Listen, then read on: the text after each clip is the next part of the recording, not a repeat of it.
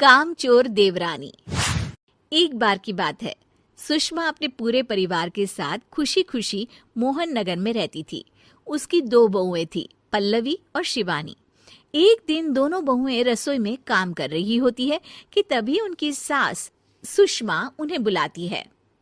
अरे बहू, जरा इधर तो आना।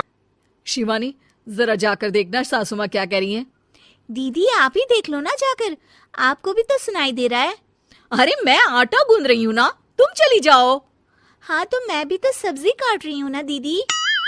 अरे बहू जल्दी आओ। ओह, ये तो जाएगी नहीं, मैं ही जाकर देखती हूँ कि क्या करना है। पल्लवी सुषमा के कमरे में जाती है। जी मम्मी जी, क्या हुआ? शाम को घर पर कुछ मेहमान आने वाले हैं, तो तुम अच्छा सा खाना बना लेना बहू। ठीक है मम्मी जी, आप बता दीजिए क्या क्या बनाना है और कितने लोग आ रहे हैं।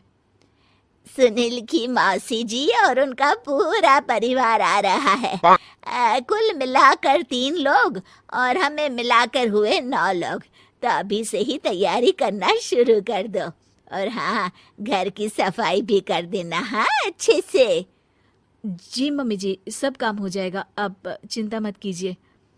पल्लवी शिवानी को घर में मेहमान आने वाले हैं इसके बारे में बताती है। क्या 9 लोगों का खाना बनाना होगा, घर की सफाई करनी है? बाप रे, सासू माँ ने तो हमें घर की नौकरानी ही समझ कर रखा है। ऐसा नहीं बोलते शिवानी, हम इस घर की बहू हैं और घर के काम करना हमारा फर्ज है। दीदी तो है ही सासू माँ की चमची, जब देखो सासू माँ सासू माँ। मैं तो इतना सारा काम नहीं करने वाली। शिवानी कपड़े लेकर गमला साफ कर रही होती है और चक्कर आने का नाटक करने लगती है। मेरा सर चकरा रहा है। तभी वहां पल्लवी और सासू माँ जाते हैं। अरे बहू, क्या हो गया तुम्हें? मम्मी जी, बहुत तेज सर में दर्द हो रहा है।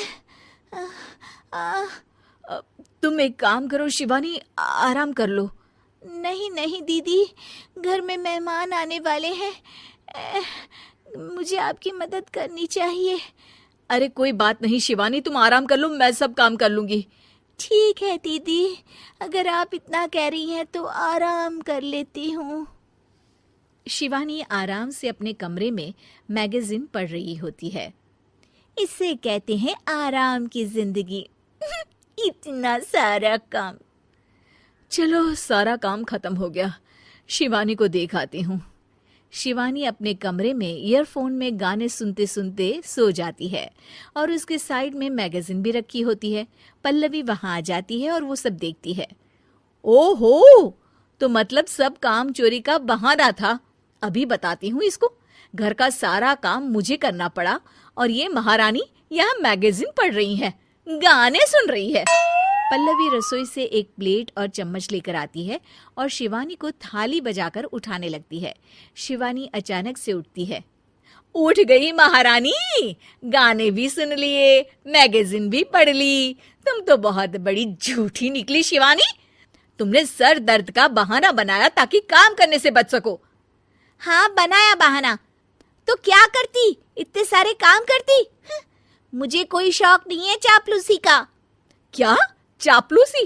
तुम्हें लगता है कि मैं सारे काम चापलूसी के लिए कर रही हूँ? और नहीं तो क्या। तभी वहां सासू माँ आ जाती हैं। अरे बहू, वो लोग बस आने ही वाले हैं, तुम तैयारियां कर लो। जी सासू माँ, तुझे तो मैं बाद में देखती हूँ।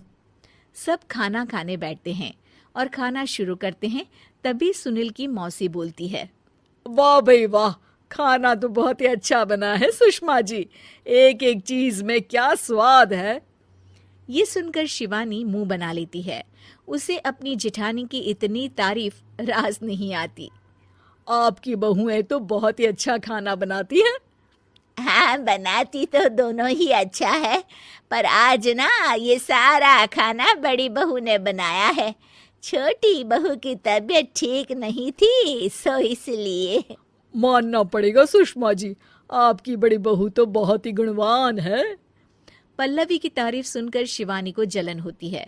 पल्लवी ये सुनकर खुश हो जाती है और शिवानी की तरफ देखकर उसे चिढ़ाती है। कुछ देर बाद मेहमानों के जाने का वक्त हो जाता है। मौसी जी सबके लिए उपहार लाई होती है। वो सबको शगुन के पैसे देती हैं और अंत में पल्लवी के पास आती है। तुम्हारे लिए शगुन का लिफाफा तो है ही, पर बहू तुम्हें एक और उपहार भी मिलेगा इतना अच्छा खाना बनाने के लिए। मौसी अपने सोने के कंगन निकालकर पल्लवी को पहना देती है। ये लो, ये मेरे मनपसंद कंगन है, अब से ये तुम्हारे हुए।